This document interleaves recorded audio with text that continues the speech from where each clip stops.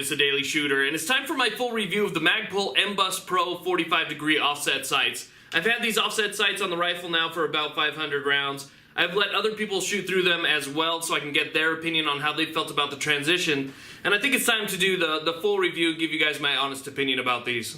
Now, the first thing I want to talk about is construction, because unlike the standard MagPul Mbus sights, which are made out of polymer, the Mbus Pro sights are actually made out of steel. And not only are they made out of steel, but they're Melonite treated. And I'm a huge fan of Melonite and the nitriding process. Basically, as these go through the nitriding process, it penetrates the steel several microns deep. It helps it be a little bit more corrosion resistant. It helps it be a little bit harder. Basically, it improves the steel's characteristics overall. So I'm a big fan of having rifle parts that are actually Melonite treated. Now, the next thing I want to talk about is fit and function, because for me that was kind of a big deal. That's actually the sole reason why I purchased these, because I did have another set of 45-degree offset sights on this rifle before, but they were fixed. They didn't fold, and they protruded out from the rifle. They were just kind of annoying. Even though they worked well, it just gave me problems because they never laid down flat. So I looked at these MagPul sights thinking, you know what, it's really nice to have these laid down, but how well do they stay up? And when they are down, how easy do they come back up? As well as, you know what, adjustments for windage and elevation. Now that's something that I think MagPul really did a good job on, because it's a very positive detent when they lay down, and another very positive detent when they're up. So when they're up until you want to put them down, unless you drop the rifle. If you drop the rifle, these are going to pop down, they're not going to get damaged. But when they're up, they're pretty secure. And then when you push them down, they have a really nice positive click and they stay down. They're not going to come wiggle loose or anything like that while you're shooting from recoil. If you happen to put these on a 308 or something like that, they're going to stay down and they're going to stay up when you're shooting. Now, also talking about fitment, this is an extremely low profile system. This actually sits less than 1/4 of an inch above the rail. Not only is it low profile so you can put scopes and mounts on top of it, but it actually takes up very little real estate on the top of your rail. It actually only takes up 2 T-marks total. So basically what you have is about 1/2 inch of width on the top of your rail system, because more than likely, if you're somebody that's looking at a 45-degree offset sight, it means that you probably have a primary optic that's on the top of your rifle right now that either doesn't co-witness or can't co-witness because it's something like a magnified optic. So you're looking at a 45-degree offset sight, so you can still use your iron sights without the inconvenience of having to take something off.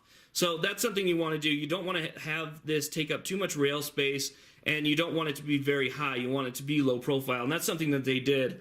Now, when you're talking about windage and elevation adjustments, this is one of the greatest things. They made the entire setup toolless. You can see right here, just by turning this, this barrel that they have right here, you can make your adjustments simply using your fingers. You don't need any tools, nothing like that. So when you're out in the field and you need to make those adjustments, they happen very quick. Now, same goes for the rear sights. They made it very easy to make the adjustments for windage using only your hands. So you don't need any tools. All you need to do is turn this knob right here, and you can make your adjustments for windage. Now, another thing that they have here is, if you can see in this little recess section, they have your adjustment for a second aperture. So right now I have it set to a small aperture, which allows you a little bit more accuracy at long range. And then if you want to, you can open it up to that larger aperture and then have this part open. And then when you're done, you can just flip that back if you'd like and just bring the whole system down. So you can adjust the aperture for longer ranges. You can do your windage and elevation. The entire thing, no tools. So that's one thing that I do really like. You don't need that front sight post tool. I'll roll in some shooting videos right now so you guys can actually see visually what it looks like to transition from your primary optic to the 45-degree offset sight, because it is something that actually takes a little bit of practice. When I first started using 45-degree offset sights, I felt that it was pretty easy to transition from the scope to the sight, but the issue that I had was going from those different focal planes. So basically what you were looking at through a scope, you had a different spot that you were focused on, and then the transition to the 45-degree offset sights was very easy because you're just rotating the rifle to one side. The problem that I had then was I had to readjust my focus in order to see the front sight post on the iron sights. So that's something that actually took a little bit of practice. I would say that it took me a good 100 to 200 rounds of practice just going back and forth between the two in order to really feel comfortable going from magnified optic to standard iron sights that were kind of off to the side. Now, to show you guys what kind of results I've gotten personally after practicing now 500 rounds with these offset sights, I brought home 3 different targets that I was using to practice. Basically, what I was doing was I put up paper targets next to a steel target.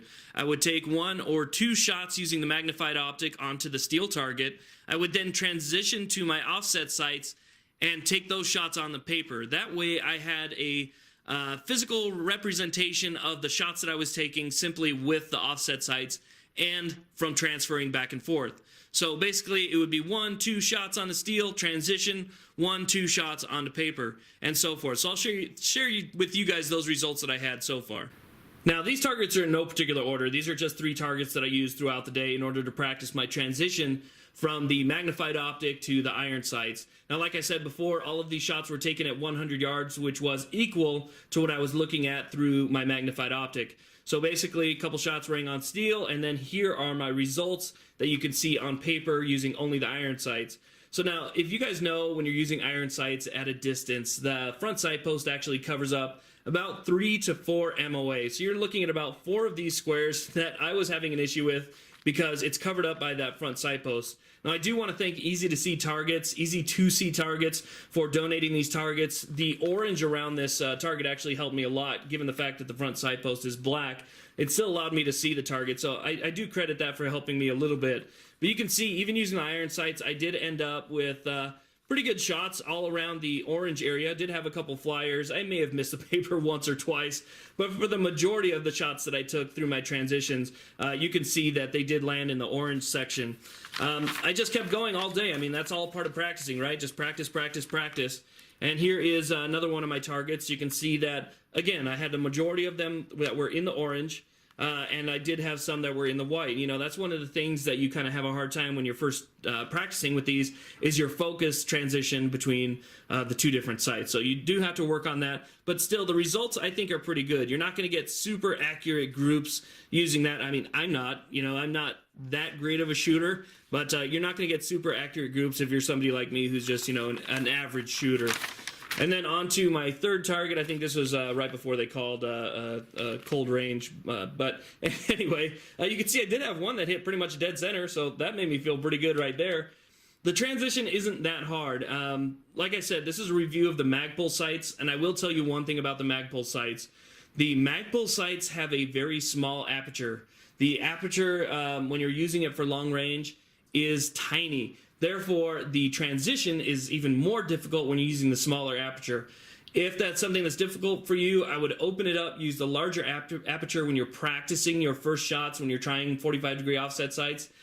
And once you feel comfortable, then I would close up that aperture and allow you to take a little bit more accurate shots. That's what I use right now, is the smaller of the 2 apertures, which I just helped really kind of hone in that front sight post and allowed me to get off some better shots.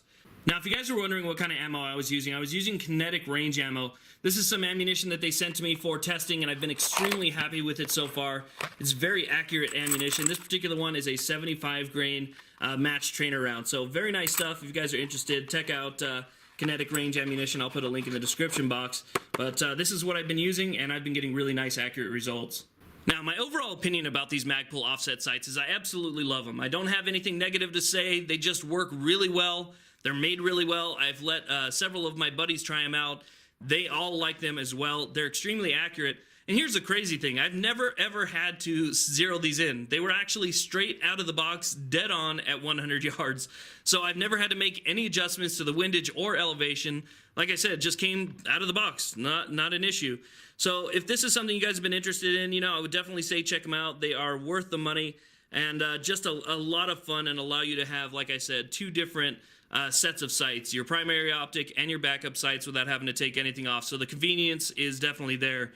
Thank you guys very much for watching. Please like, subscribe, and have a great day.